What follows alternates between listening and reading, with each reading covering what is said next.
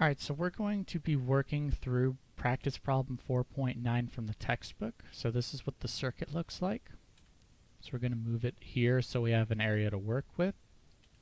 So first thing what we're going to do is we're going to solve for RTH, the Thevenin resistance, and so we're going to put a voltage source between nodes A and B.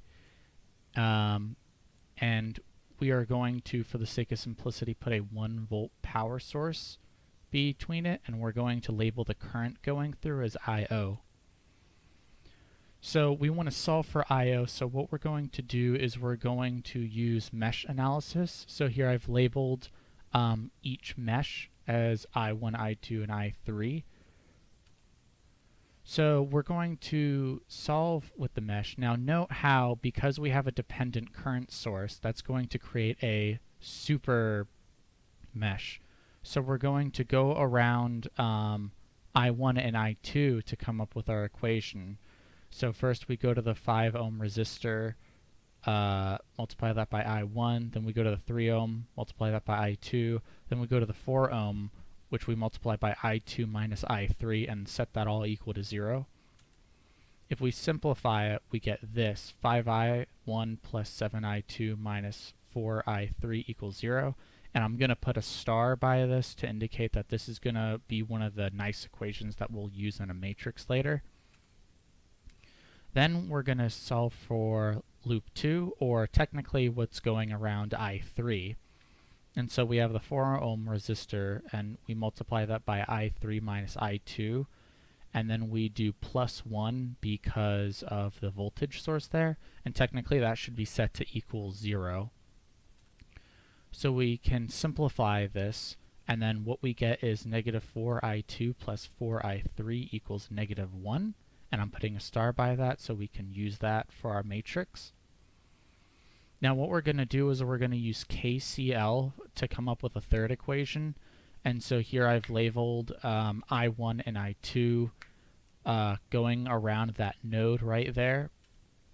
And so we have I2 going in, so we set that equal to the other two currents that are going out.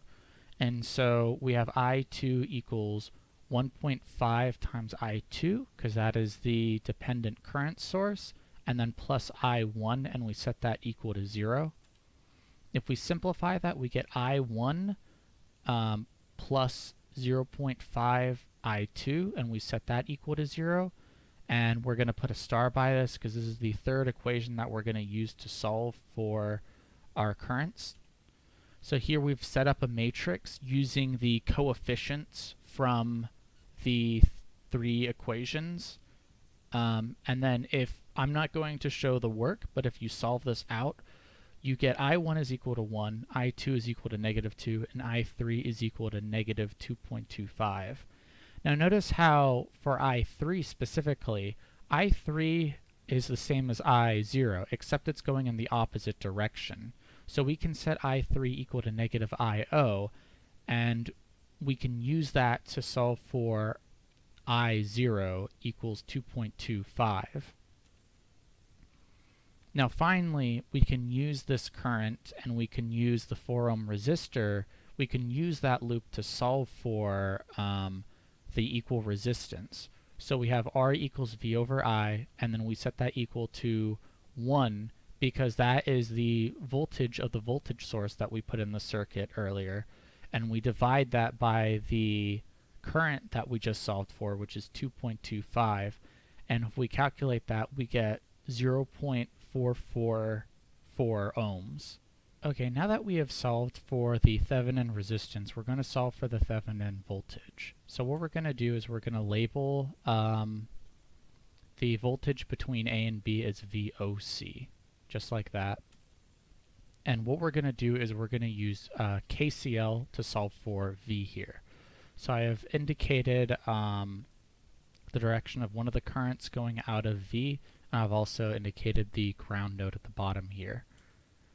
So if we turn this into equation, we have 1.5 Ix going in, and we set that equal to Ix plus V minus 6 divided by 5, because we're going from V to the 6 volt resistor, so that's why we have V minus 6, and we divide that by 5 ohms. If we start solving for this, we get V minus 6 over 5 equals 0.5 Ix.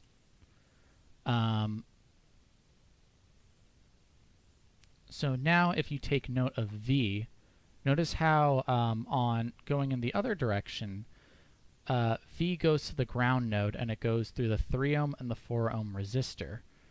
So we can set Ix as equal to being V divided by the sum of those two resistors, which is 3 and 4, to get V over 7.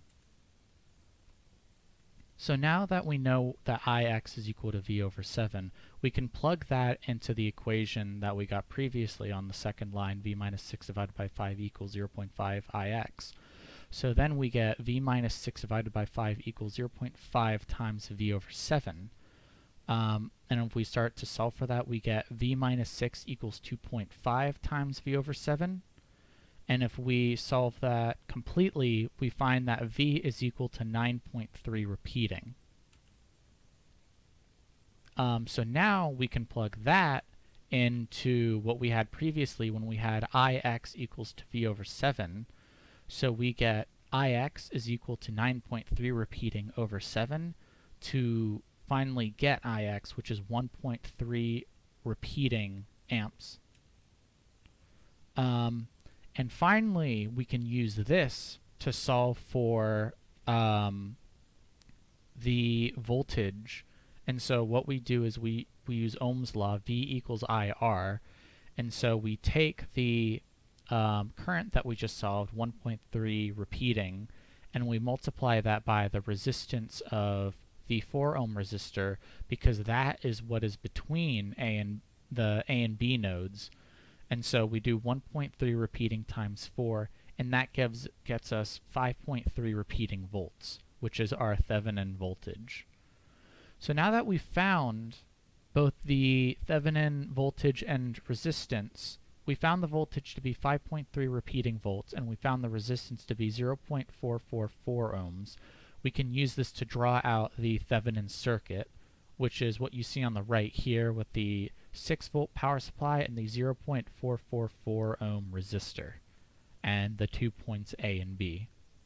So that is it.